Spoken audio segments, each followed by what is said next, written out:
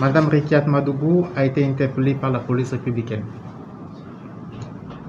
L'intéressée avait été gravement mise en cause dans une procédure d'enquête ouverte le vendredi 26 février 2021 contre les nommés Ibrahim Mamatouré, colonel de l'ex-gendarmerie à la retraite, et Georges Saka.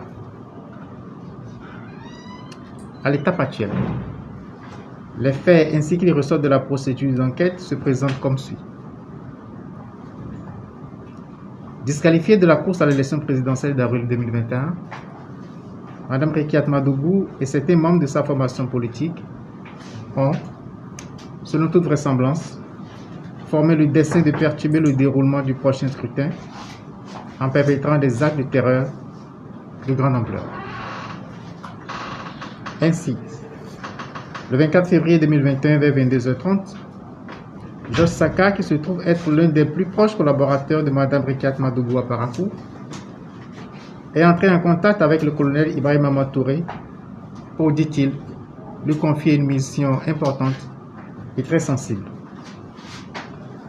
Cette mission, prévue pour se dérouler en plusieurs étapes, devait commencer par le mail d'une autorité influente de la ville de Parakou sur un axe routier emprunté régulièrement par cette dernière. La mission devait ensuite se poursuivre par l'élimination d'une seconde autorité politique à l'occasion des obsèques de la première victime.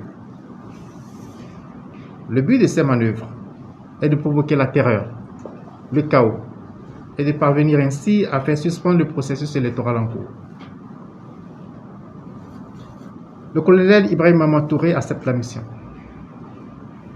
Les deux mises en cause définissent les modalités de la première opération avant de s'accorder sur son coût.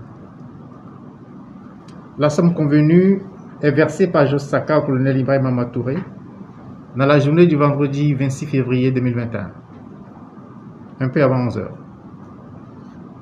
Juste après la remise des fonds, les deux individus sont interpellés par la police républicaine.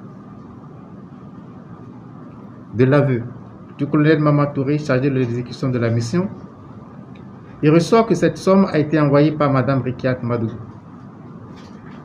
C'est ce qui justifie l'interpellation de cette dernière dans la journée d'hier et dans le cadre de l'enquête en cours.